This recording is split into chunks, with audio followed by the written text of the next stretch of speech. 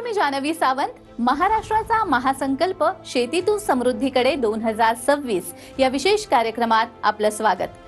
महाराष्ट्राचा महासंकल्प शेतीतून समृद्धीकडे या विशेष परिषदेत आधुनिक तंत्रज्ञान, पशुसंवर्धन आणि शाश्वत शेतीच्या नव्या दिशा यावर विशेष चर्चा झाली. उद्योजक आणि देशी गाई संवर्धक श्री कुंदन देशमुख यांनी प्रिसिजन फार्मिंग, ड्रोन तंत्रज्ञान आणि देशी पशुधन संवर्धनाच्या माध्यमातून शेती क्षेत्रात उभ्या राहणाऱ्या नव्या संधींबाबत आपले अनुभव मांडले. पारंपरिक ज्ञान आणि आधुनिक तंत्रज्ञानाचा संगम घडवणारा श्री कुंदन देशमुख यांच्याशी साधलेला हा विशेष संवाद. पहिला प्रश्न तुम्हाला सर विचारतो की या मॉडर्न फार्मिंगमुळे युवकांना नेमक्या कोणत्या संधी उपलब्ध झाल्यात असं तुम्हाला वाटतंय? मी TV9 आणि TV9 संलग्न सगळ्या सपोर्टरला मी पहिलं धन्यवाद करतो. मॉडर्न फार्मिंग म्हणजे कॅपेक्स फार्मिंग. आपल्याकडे ट्रॅडिशनल फार्मिंगची पद्धत होती, त्याच्यामध्ये आता मॉडर्न फार्मिंग आलेली आहे. मॉडर्न फार्मिंग म्हणजे ज्याच्यामध्ये आपल्याला टेक्नॉलॉजीज वापर करायचा. टेक्नॉलॉजीज जेव्हा तुम्ही वापर करता तर तुम्ही काय करता की तुम्ही food processing, cold storage, precision फार्मिंगमध्ये drone, AI technology, digital data, या सगळ्या गोष्टीला तुम्हाला ऑपॉर्च्युनिटी देतात. म्हणजे फार्मिंगमध्ये एक व्हॅल्यू ॲडिशन होतं. व्हॅल्यू ॲडिशन आल्यामुळे तुम्हाला ऑपॉर्च्युनिटी वाढते आणि त्या ऑपॉर्च्युनिटीमुळे शेती संलग्न जे काही लोक आहेत, जसं भारतामध्ये 50% डायरेक्ट ऑपॉर्च्युनिटी म्हणजे जॉब ऑपॉर्च्युनिटी म्हणा किंवा वर्क ऑपॉर्च्युनिटी ही शेतीमधून भेटते आणि 30% म्हणतात. I think it is must have reduced to 25%. It is come indirectly opportunity from farming. तर याच्यामध्ये आपण 75% जेव्हा लोक शेती संलग्न गोष्टीमध्ये त्याच्यातून आपण आउटपुट काढतो, तर मॉडर्न फार्मिंगमध्ये तुम्ही जर बघितलं त्याच्यामुळे तुम्हाला मल्टिपल प्रमाणे तुम्हाला ऑपॉर्च्युनिटी जास्त येते. म्हणजे recently I don't know there is a research report from US. I think it is last year. त्यांनी सांगितलं होतं की येणाऱ्या काळामध्ये सगळ्यात जास्त ग्रोथ ही ऑलमोस्ट 19 to 21% शेती संलग्न सर्व्हिसेस आणि प्रोडक्ट्समध्ये येणार आहे. So I think this is a biggest achievement of modern farming which is going to come in India. Okay, because India असा एक देश आहे जिच्यामध्ये शेती हा खूप महत्त्वाचा भाग राहिलेला आहे आणि इथे लोकांचं ऑलमोस्ट 100 करोड प्लस लोक आहेत. तर फूड सिक्युरिटी मेजर कन्सर्न आहे. त्यामुळे I think in coming time modern farming will be a biggest job provider in entire India. That is what I look at. Sir, आणखी एक महत्त्वाचा प्रश्न म्हणजे जसं आता आपण म्हणलात की शेती आणि शेतीपूरक व्यवसायांसाठी येणारा काळ चांगला असेल, त्याच्यावरतीच बरंचसं अर्थकारण अवलंबून असेल. आधुनिक शेतीमध्ये कोणकोणते गोष्टी समाविष्ट होतात किंवा कोणकोणत्या प्रकारचे उद्योग आपण समाविष्ट करून घेऊ शकतो? तसं आधुनिक शेतीमध्ये मल्टिपल उद्योग समाविष्ट होतात. आता मी पूर्ण ते एकाच याच्यामध्ये फ्रेम करू शकणार नाही, पण त्याच्यामध्ये तुम्ही ॲग्रोनॉमी म्हणा, ॲग्रो फॉरेस्ट्री म्हणा, कोल्ड स्टोरेज म्हणा, ॲग्रो प्रोसेसिंग म्हणा, AI आणि डेटाबेस पण म्हणा. ओके, आणि मग त्याच्यामध्ये ॲनिमल हजबंड्री आहे, पोल्ट्री आहे, ओके, फिशरी आहे. So almost agriculture is a very vast field. Okay, त्याला तुम्ही कोट करायला गेलं तर ऑलमोस्ट त्याचे 20 ते 25 सेक्टर्स येते. ओके, बायोटेक्नॉलॉजी पण आहे. सो ह्याच्यामुळे हे ड्यू टू टेक्नॉलॉजी हे सगळे सेक्टर ओपन होते आणि हे सगळे अनटच आहेत. म्हणजे ठीक आहे, इनिशियल स्टेज आहे भारतामध्ये. जसं मी तुम्हाला एक ऑफ कॅल्क्युलेशन सांगतो की भारतामध्ये शेतीचं GDP कॉन्ट्रिब्युशन 18% आहे, 18 to 20% आहे. भारतामध्ये आपण ऑलमोस्ट 57 बिलियन डॉलरचं एक्सपोर्ट करतो, पण ऑन द अदर साईड आपण 37 बिलियन डॉलरचं इम्पोर्ट पण करतो. आणि तुम्ही जर भारताचं पोस्ट हार्वेस्ट वेस्ट बघितलं तर तो थोडा डिबेटेबल विषय आहे, पण it comes to around 20 to almost 40%. तर मी हे सगळं जर तुम्ही बघितलं त्याच्यामध्ये मला ऑपॉर्च्युनिटी दिसते की जसं फूड वेस्ट आहे किंवा हार्वेस्ट वेस्ट आहे, तिथं प्रोसेसिंग इंडस्ट्री येऊन जाते. ओके, तुम्हाला उत्पन्न वाढवायचं असेल तर तुम्हाला क्वालिटी बायोटेक्नॉलॉजीचे प्रोडक्ट्स आणावं लागतील. बायोटेक्नॉलॉजी बिकम जसं प्रिसिजन फार्मिंग, जसं AI आणि ड्रोन आहे, जिथे तुम्हाला इनपुट कॉस्ट ऑफ शेती कमी करायची असेल तर ड्रोननी, म्हणजे it is not changing, labour replacement नाही आहे. तर माझं असं म्हणणं आहे की त्याच्यात तुम्ही इनपुट कॉस्ट शेतकऱ्यांची कमी करत आहे आणि त्यांना एक दुसरं काम करण्याकरता वाव पण देतं. सेकंडरी तुम्ही डेअरी पण आहे. ओके, डेअरी प्रोडक्ट्स आहेत. आपण म्हणजे आय रिमेंबर की भारतामध्ये आय थिंक 2016 और 15ला दुष्काळ पडला होता. तेव्हा डॅनॉन या कंपनीनी क्लेम केला होता की इंडियामध्ये दुष्काळ पडल्यामुळे आमचं $6 बिलियन मिल्क प्रोडक्टचं नुकसान झालेलं. So we are a source for lot of things globally आणि लोक entire world is depend on us. कारण सगळ्यात बेस्ट पार्ट काय भारतामध्ये जो भारताचा शेतकरी आहे हा खूप एंटरप्राइझिंग आहे, म्हणजे खूप मेहनती आहे. म्हणजे रिसेंटली एका गेस्टनी सांगितलं होतं की भारतामध्ये तुम्ही सांगा आणि ते शेतकरी तो बनवून टाकतो. ओके, आणि ती खरंच आहे. ओके, म्हणजे तुम्ही युरोपला जा किंवा US ला जा, ते एखाद्या वर्षामध्ये एक उत्पन्न घेते.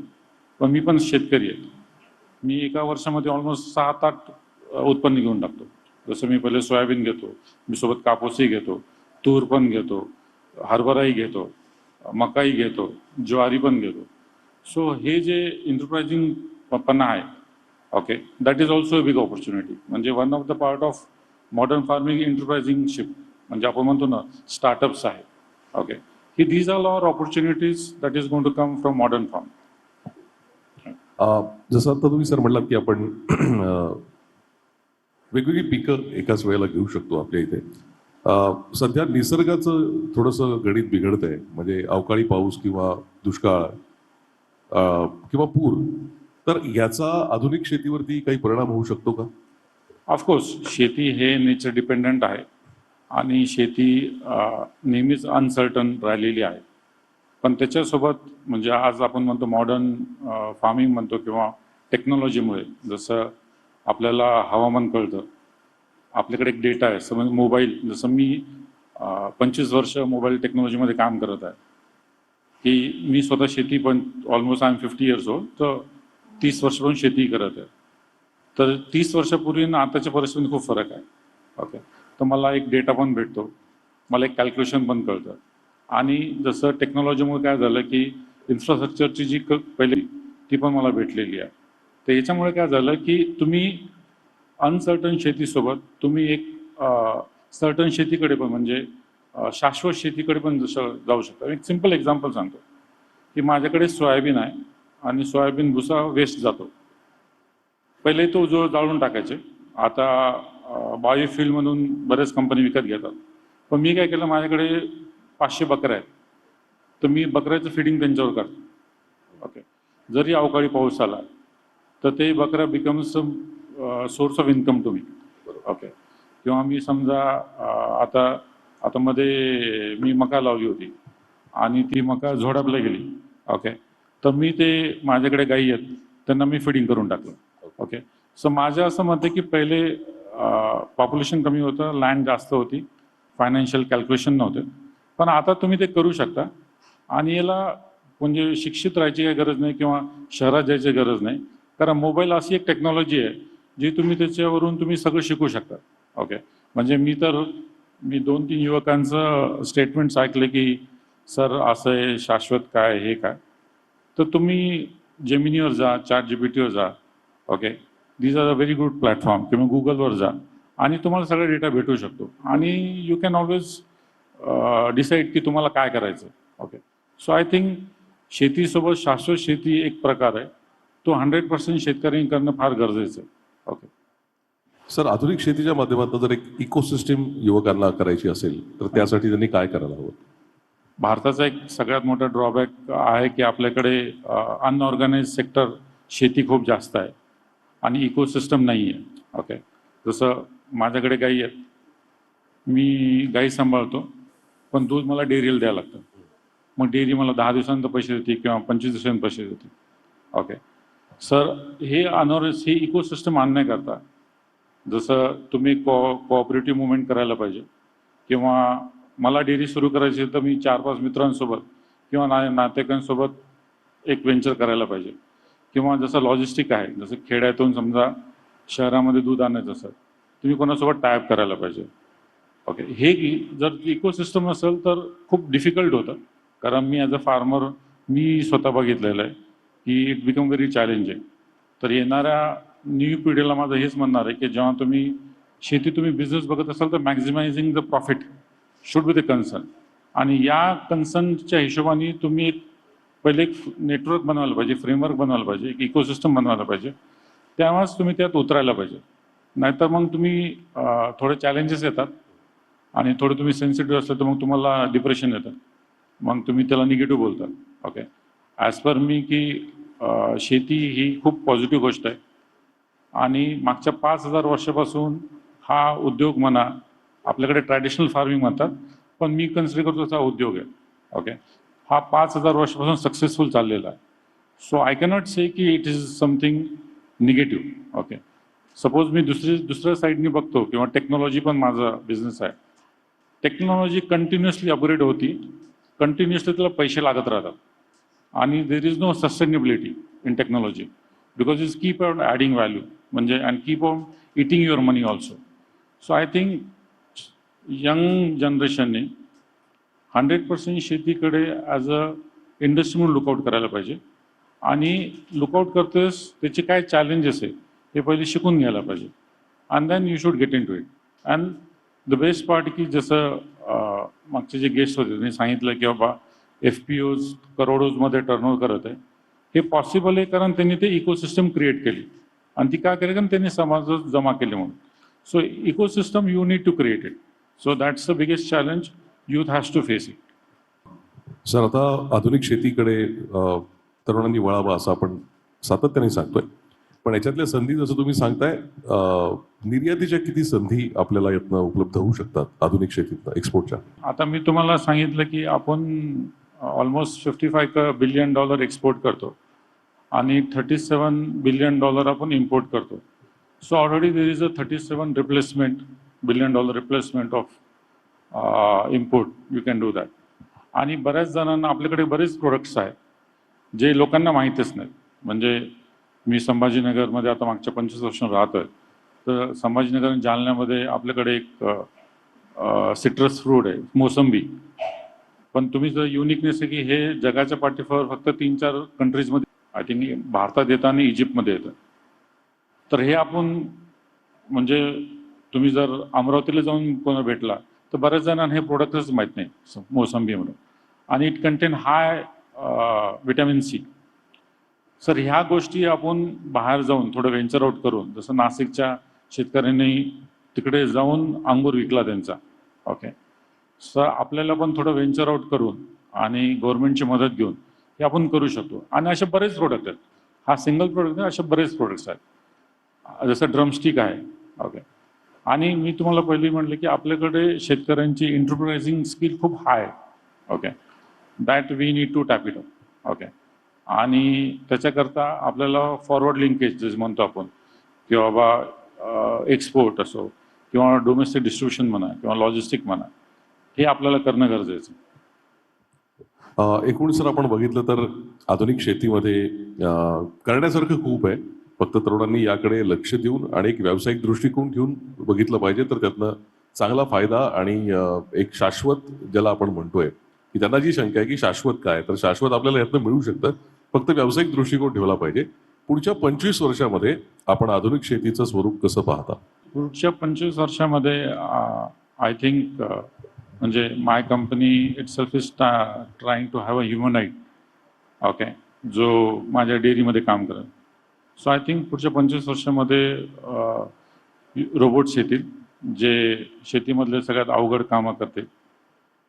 आणि त्या पिरियडमध्ये शेतीमध्ये जे लोक असतील त्यांना त्या प्रोडक्टचं व्हॅल्यू ॲडिशन करणे, त्याचं प्रॉपर डिस्ट्रीब्युशन करणे आणि ग्लोबल एक्सपोजर देणे, हे चॅलेंजेस राहतील. आणि I think India is a best country to do that, कारण our products are globally known. Okay, in terms of everything. Okay, आणि I think it's a beautiful future. Okay, in terms of modern farming to India. Okay, that is what I look at. खरं sir, जसं तुम्ही म्हटलात की तुमच्याकडे गोशाळा आहे, तुम्ही फार्मिंग करता आणि अनेकांना आजही असं वाटतं की आपण हा व्यवसाय करू शकतो किंवा आपण याच्यात यायला हवं. कुठले चॅलेंजेस नवीन उद्योजकांना किंवा नवीन पिढीला जाणवू शकतात सुरुवात करताना गोसंवर्धन? Challenges, sir, I think business itself is a challenge. Okay. So नवीन पिढीला ते ॲक्सेप्ट करायला लागेल की तुम्ही जर बिझनेस ओरिएंटेशननी शेती बघत असाल तर त्याच्यामध्ये रिस्क आहे म्हणून प्रॉफिट आहे. तर हे कन्सेप्च्युअली क्लिअर करणं खूप स्वतःला गरजेचं आहे. ओके. म्हणजे मी एक्सपेक्ट करणार मी ट्रॅडिशनल शेती करतो आणि एक्सपेक्ट करणार की त्यातून जास्त पैसे भेटत ते पॉसिबल नाही आहे. So I think the biggest thing as a entrepreneur, you need to there is two way to deal in any industry. एक तर तुमच्याकडे स्वतःकडे पैसे पाहिजे आणि तुम्ही एक बिझनेस सुरू करता आणि त्या बिझनेसमध्ये तुम्ही शिकत राहता. I will prefer the second one यंगस्टरला की बाबा तुम्हाला एखादा व्यवसाय करायचा आहे किंवा तुम्ही ॲग्रिकल्चर ग्रॅज्युएट होते, तुम्ही तुमचं जे नॉलेज आहे ते विजडममध्ये कन्वर्ट करा. What you mean by wisdom? की ते नॉलेज तुम्ही वापरा आणि त्याचा एक्सपिरियन्स घ्या आणि त्याच्यानंतर तुम्ही फाइंड आउट करा की तुम्हाला काय उद्योग करायचा. जसं फर्स्ट इयर सेकंड इयर असेल, तुम्ही पार्ट टाईम जॉब करा, तुम्ही स्वतःची शेती करा आणि त्या शेतीमध्ये तुम्ही एक सर्वे करा की तुम्हाला काय ऑपॉर्च्युनिटी आहे. ओके. आणि बाय द टाईम तुम्ही ग्रॅज्युएशनच्या बाहेर आले, I think you should work 1 or 2 years as a job anywhere, ज्यांनी तुम्हाला एक्सपोजर भेटेल, एक डिसिप्लिन भेटेल आणि then you venture in any product. कारण त्यावेळेस तुम्हाला मार्केटचं नॉलेज येईल, शेतीमधले चॅलेंजेस येतील आणि तुम्हाला मॅनेजमेंट पण येईल. ओके. जसं मी म्हणतो की मी जरी शेती करायचो आणि मी गोशाळा सुरू केली, पण जेव्हा आम्ही गोशाळा केली आम्ही इमिजिएटली 200-300 गाई केल्या आणि 1 वर्ष असं आलं की आमच्याकडे चाराच नव्हता. मग then we have to buy the आणि ॲनिमल हजबंडरी बिझनेसमध्ये असं आहे की तुमचा चारा स्वतःचा नसेल तर तो लॉसमध्ये जातो. ओके. सो हे मी चुका करू शकतो. सो आय थिंक यंगस्टरनी पहिले बेसिक्स क्लिअर करणं गरजेचं आहे. ओके. जसं एखादा बायोटेक्नॉलॉजीमध्ये विद्यार्थी असेल आणि त्याला शेती उद्योग करायचा असेल म्हणजे कंपनीकडे, त्यांनी त्याच्या कॉलेज टाईममध्ये त्या कंपनीमध्ये जाऊन काम करायला पाहिजे, ते पोटेन्शियल बघायला पाहिजे. नाही तर कसं होतं की युजली तुम्ही ग्रॅज्युएट होता, you are a student, you enjoy life आणि immediately when you come graduation बाहेर आले तुम्हाला प्रेशर येऊन जातं आणि मग तुम्ही म्हणता की मी ॲग्रिकल्चर सेक्टर चुकीचं निवडलं. Okay. So this should not happen. Okay. Specially when you look farming as a industry. Okay. Or when you look at farming as a money making business, you have to do that. थोडक्यात मित्रांनो असं आहे की आपण शेतीकडे किंवा शेतीपूरक उद्योगांकडे जोपर्यंत व्यवसाय म्हणून बघत नाही तोपर्यंत आपण त्याच्यामध्ये आपल्याला हवा असणारा जो फायदा आहे तो मिळवू शकणार नाही. त्यामुळे कोणताही व्यवसाय ज्या प्रकारे आपण करतो, व्यवसायासाठी जी मेहनत घेतो, त्यातल्या अडचणींवर मात करतो, तशीच मानसिकता ठेवून जर आपण शेती केली तर त्यातनं आपण नक्कीच एक समृद्ध आयुष्य जगू शकू. हाच खरं तर यातला संदेश आहे. सर, तुम्ही आज वेळात वेळ काढून आलात आणि आम्हाला मार्गदर्शन केलं त्याबद्दल आपले मनापासून आभार. थँक्यू.